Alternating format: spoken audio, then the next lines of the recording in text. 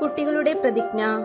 എന്റെ രക്ഷകനും ഗുരുവും സ്നേഹിതനുമായ ഈശോയെ, വേദപാഠം വഴിയായി അങ്ങയെ പൂർണ്ണമായി അറിയുന്നതിനും സ്നേഹിക്കുന്നതിനും എന്നെ പഠിപ്പിക്കണമേ. അങ്ങ് എനിക്ക് നൽകിയിരിക്കുന്ന പുത്രസ്ഥാനത്തെ അറിഞ്ഞ് വിശുദ്ധിയിൽ വളരുന്നതിനും എന്നെ സഹായിക്കണമേ. അങ്ങേ വിശ്വാസം എന്നെ പഠിപ്പിക്കുകയും പരിശീലിപ്പിക്കുകയും ചെയ്യുന്നതിന് എന്റെ മാതാപിതാക്കളെയും ഗുരുക്കന്മാരെയും അനുഗ്രഹിക്കണമേ. ശ്രദ്ധയോടും സ്ഥിരോത്സാഹത്തോടും മതപാഠ ക്ലാസുകളിൽ പങ്കെടുക്കാമെന്നും പഠിച്ച പാഠങ്ങൾ ജീവിതത്തിൽ പകർത്തി സാക്ഷ്യം നൽകാമെന്നും അങ്ങനെ അങ്ങയെ അറിയുന്നതിന് പരിശ്രമിക്കാമെന്നും സഭയോടൊത്ത് ചിന്തിക്കുകയും പ്രവർത്തിക്കുകയും ചെയ്യാമെന്നും ഞാൻ പ്രതിജ്ഞ ചെയ്യുന്നു. പരിശുദ്ധ കന്യകാമറിയമേ, വിശുദ്ധ യൗസേപ്പ് പിതാവേ, എന്റെ കാവൽ മാലാഖയെ, ഈ പുണ്യകർത്തവ്യത്തിൽ എന്നെ സഹായിക്കണമേ. ആമീൻ. ഈശോ മിശിഹായ്ക്കും സ്തുതിയായിരിക്കട്ടെ. പ്രിയ കുട്ടികളെ, നമുക്ക് ദൈവത്തെ മഹത്വപ്പെടുത്തിക്കൊണ്ട് ക്ലാസ്സിലേക്ക് കടക്കാം. എല്ലാവരും എഴുന്നേറ്റ് നിൽക്കാം. ഞങ്ങളുടെ നാഥനും രക്ഷകനുമായ ദൈവമേ, ഞങ്ങൾ അങ്ങയെ സ്തുതിക്കുന്നു, ആരാധിക്കുന്നു, മഹത്വപ്പെടുത്തുന്നു, നന്ദി പറയുന്നു. അവിടുത്തെ പരിശുദ്ധാത്മാവിനെ അയച്ച് ഞങ്ങളെ നയിക്കണമേ. പരിശുദ്ധ അമ്മേ മാതാവേ, അമ്മയുടെ വിമല ഹൃദയത്തിൽ ഞങ്ങളെ കാത്തുകൊള്ളണമേ. നന്മ നിറഞ്ഞ മറിയമേ സ്വസ്തി, കർത്താവ് അങ്ങയുടെ സ്ത്രീകളിൽ അങ്ങ് അനുഗ്രഹിക്കപ്പെട്ടവളാവുന്നു. അങ്ങയുടെ ഉദരത്തിൽ ഫലമായി ഈശോ അനുഗ്രഹിക്കപ്പെട്ടവനാവുന്നു. പരിശുദ്ധ മറിയമേ, തമ്പുരാൻ്റെ അമ്മേ, പാപികളായ ഞങ്ങൾക്ക് വേണ്ടി ഇപ്പോഴും ഞങ്ങളുടെ മരണസമയത്തും തമ്പുരാനോട് അപേക്ഷിച്ചിടണമേ. അമ്മേ. ഞാനേ കഴിഞ്ഞ ആഴ്ചയിൽ 10ാം പാഠം കഴിഞ്ഞായിരുന്നു അല്ലേ? ഈ പാഠത്തിൽ എല്ലാ ചോദ്യോത്തരങ്ങളെ അടയാളപ്പെടുത്തി അയച്ചിട്ടുണ്ടായിരുന്നു. എല്ലാവരും കണ്ടു കാണും, എഴുതിയിട്ടുണ്ടാവും. ആരും ഒരു സംശയം ചോദിച്ചില്ല. അതുകൊണ്ടാണ് ഞാൻ വീണ്ടും ഓർമ്മിപ്പിക്കുന്നത്. എല്ലാവരും അത് അടയാളപ്പെടുത്തി എഴുതി വെച്ചാൽ മാത്രം പോരാ, പഠിക്കണം. കാരണം നമ്മുടെ പരീക്ഷ ഫെബ്രുവരിയിലാണ്. അതിനു മുമ്പെല്ലാം പഠിച്ചു തീർക്കണം. ഇനി ഈ പാഠത്തിൻ്റെ 10ാം പാഠത്തിൻ്റെ 1 വേർഡ് ഞാൻ അയക്കും അടുത്ത ആഴ്ചയിൽ. അതും കൂടി നിങ്ങൾ എടുത്തു വെച്ച് നന്നായി പഠിക്കണം. ഇന്ന് നമ്മൾ പഠിക്കാൻ പോകുന്ന പാഠമാണ് സഭയും രാഷ്ട്രവും. സഭയും രാഷ്ട്രവും. പാഠത്തിൻ്റെ പേര് ചോദിച്ചാൽ ചിലപ്പോൾ ചില കുട്ടികൾക്ക് ഇപ്പോഴും അറിയില്ല. സഭയും രാഷ്ട്രവും എന്ന പാഠത്തിലേക്ക് നമ്മൾ കടക്കുകയാണ്. ക്രിസ്തുവിൻ്റെ സഭ എന്ന് പറഞ്ഞാൽ ലോകത്തിലെ വിവിധ രാജ്യങ്ങളായി വ്യാപിച്ചു കിടക്കുകയാണ്. ഓരോ രാജ്യത്തുമുള്ള ക്രിസ്തു വിശ്വാസികൾ അതത് രാജ്യത്തിൻ്റെ സംസ്കാരവും നിയമ സംഹിതകളും സ്വാംശീകരിച്ചുകൊണ്ടാണ് തങ്ങളുടെ വിശ്വാസം പരിപോഷിച്ചു പോരുന്നത്. അത് നമ്മൾ കഴിഞ്ഞ ക്ലാസ്സിൽ പഠിച്ചതാണ്. ഓരോ സ്ഥലത്തെയും ഓരോ പ്രദേശത്തെയും സംസ്കാരവും നിയമങ്ങളും അനുസരിച്ചാണ് വിശ്വാസ പ്രഖ്യാപനം, വചനപ്രഘോഷണം നടത്തിയിരുന്നത്. ക്രിസ്തുവിൻ്റെ ചൈതന്യവും മാതൃകയും സ്വീകരിച്ചുകൊണ്ട് തങ്ങളായിരിക്കുന്ന സ്ഥലങ്ങളിൽ സുവിശേഷവൽക്കരണം നടത്താനാണ് സഭാമാതാവ് തൻ്റെ മക്കളെ എന്നും ഉത്ബോധിപ്പിച്ചിട്ടുള്ളത്. ക്രിസ്തുവിൻ്റെ ചൈതന്യവും മാതൃകയും സ്വീകരിച്ചുകൊണ്ട് തങ്ങളായിരിക്കുന്ന അവസ്ഥയിൽ, തങ്ങളായിരിക്കുന്ന സ്ഥലങ്ങളിൽ സുവിശേഷവൽക്കരണം നടത്താനാണ് സഭാമാതാവ് തൻ്റെ മക്കളെ എന്നും ഉത്ബോധിപ്പിച്ചിട്ടുള്ളത്. നമ്മുടെ രാജ്യത്തിൻ്റെ സംസ്കാരത്തിനും ചട്ടങ്ങൾക്കും അനുസരിച്ചാണ് നാം ക്രിസ്തുവിന് സാക്ഷ്യം വഹിക്കേണ്ടത്. നമ്മുടെ രാജ്യത്തിൻ്റെ സംസ്കാരത്തിനും ചട്ടങ്ങൾക്കും അനുസരിച്ച്, അതായത് യേശുവിൻ്റെ കാലത്തെ രാഷ്ട്രീയ അന്തരീക്ഷത്തെക്കുറിച്ച് നമുക്ക് പഠിക്കാം. യേശുവിൻ്റെ കാലത്തെ രാഷ്ട്രീയ അന്തരീക്ഷം എങ്ങനെയായിരുന്നു എന്ന് നമുക്ക് നോക്കാം. യേശുവിൻ്റെ കാലത്ത് പലസ്തീനായിൽ റോമാ സാമ്രാജ്യത്തിൻ്റെ കോളനി ഭരണമാണ് ഉണ്ടായിരുന്നത്. നമ്മൾ പഠിച്ചതാണ് യേശുവിൻ്റെ കാലത്ത് റോമാ സാമ്രാജ്യം ഒത്തിരി പീഡനങ്ങൾ നമുക്ക് തന്നതായിട്ട് അല്ലേ? ശിഷ്യന്മാരുടെ ഒരുപാട് ത്യാഗങ്ങൾ സഹിച്ചു. വെല്ലുവിളികളിൽ നമ്മളത് പ്രത്യേകം പഠിച്ചതാണ്. ഒരുപാട് മൃഗീയമായ ആക്രമണം തന്നെ റോമാ സാമ്രാജ്യം യേശുവിൻ്റെ കാലത്ത് അഴിച്ചുവിട്ടിട്ടുണ്ടായിരുന്നു.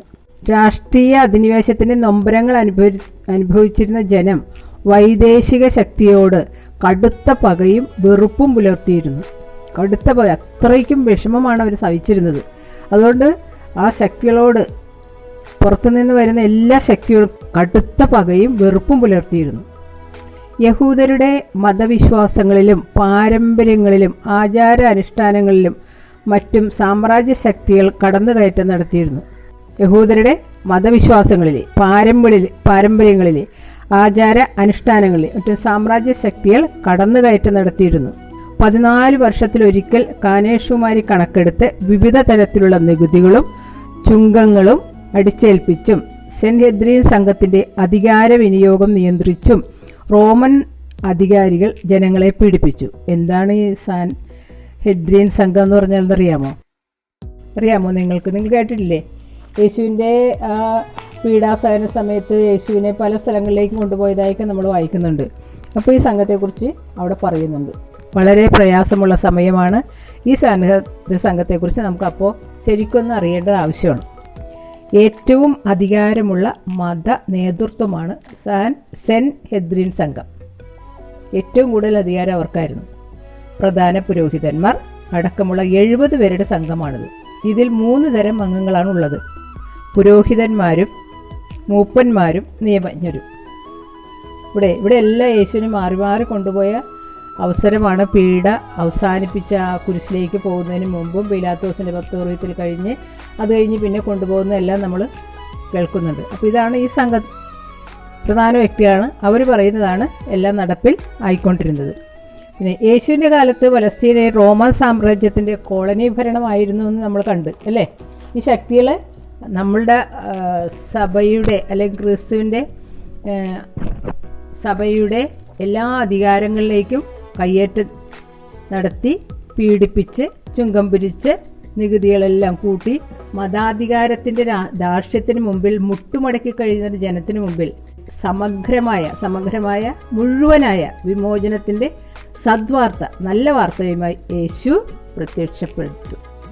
നീതിയും സമത്വവും സമാധാനവും സന്തോഷവും ഐശ്വര്യവും നിറഞ്ഞ ദൈവരാജ്യത്തിൻ്റെ ആഗമനം യേശു പ്രഖ്യാപിച്ചു. യേശു വന്നിട്ട് നീതിയും സമത്വവും സമാധാനവും സന്തോഷവും ഐശ്വര്യവും നിറഞ്ഞ ദൈവരാജ്യത്തിൻ്റെ ആഗമനം പ്രഖ്യാപിച്ചു. നസ്രത്തിലെ സിനഗോഗിൽ വെച്ച് അവിടെ അരുളി ചെയ്തു. നസ്രത്തിലെ സിനഗോഗിൽ കയറി പ്രാർത്ഥിച്ചിരുന്നതെല്ലാം നമ്മൾ കണ്ടതാണ്. കർത്താവിൻ്റെ ആത്മാവ് എൻ്റെ മേലുണ്ട്, അവിടെ നിന്നെ അഭിഷേകം ചെയ്തിരിക്കുന്നു. എന്താണ് ആദ്യം പറഞ്ഞത്?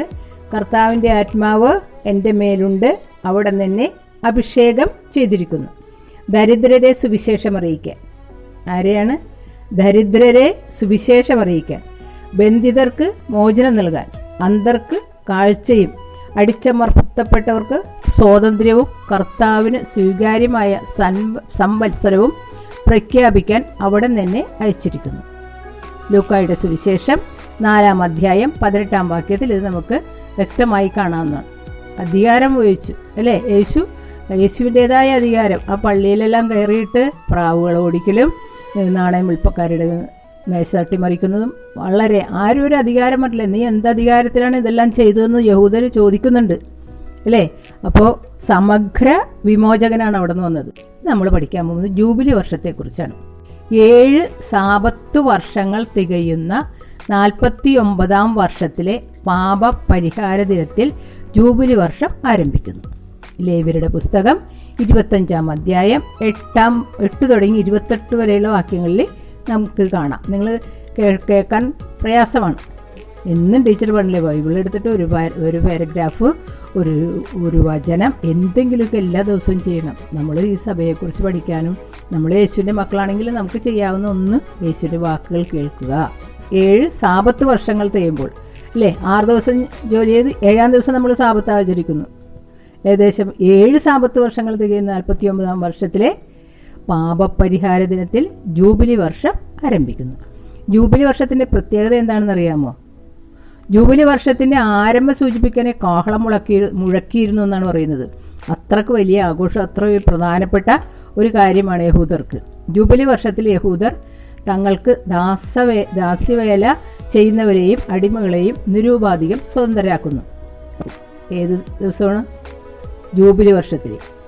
പണയം വച്ചതും കടം വാങ്ങിച്ചതും മോഷ്ടിച്ചതുമായ വസ്തുക്കൾ ഉടമകൾക്ക് തിരികെ കൊടുക്കുന്നു. നല്ലൊരു കാര്യമല്ലേ? അവർക്ക് തിരിച്ചു കൊടുക്കുകയാണ്. പണയം വെച്ച എല്ലാം കാശ് കൊടുക്കാതെ തന്നെ, പണം കൊടുക്കാതെ തന്നെ തിരിച്ചു കൊടുക്കുന്നു. അപ്പോൾ ജൂബിലി വർഷം അവർക്ക് അത്രയ്ക്ക് പാവപരിഹാര ദിനമായിട്ട് തന്നെയാണ് കണക്കാക്കുന്നത്. ജൂബിലി വർഷത്തിൽ വിതയും കൊയ്ത്തും അനുവദനീയമല്ല. ഒന്ന് അവർക്ക് എത്ര വലിയ കാര്യമാണ് അവർ ചെയ്യുന്നതെന്ന്, എത്ര വലുതായിട്ടാണ് ജൂബിലി വർഷം ആഘോഷിക്കുന്നതെന്ന്. വിതയ്ക്കുന്നില്ല, കൊയ്യുന്നില്ല. ഓരോ യഹൂദനും തങ്ങളുടെ യഥാർത്ഥ അവകാശ സ്ഥലത്തേക്ക് തിരിച്ചു പോകണമെന്ന് നിഷ്കർഷിച്ചിരുന്നു. ആ സമയം യഹൂദൻ തങ്ങളുടെ യഥാർത്ഥ അവകാശ സ്ഥലത്തേക്ക് തിരിച്ചു പോകാനും, വേറെ എവിടെയെങ്കിലും പോയി താമസിക്കുന്നുണ്ടെങ്കിൽ അവരുടെ നേറ്റീവ് പ്ലസ്, അതായത് ജനിച്ച സ്ഥലത്തേക്ക് തിരിച്ചു പോകണം.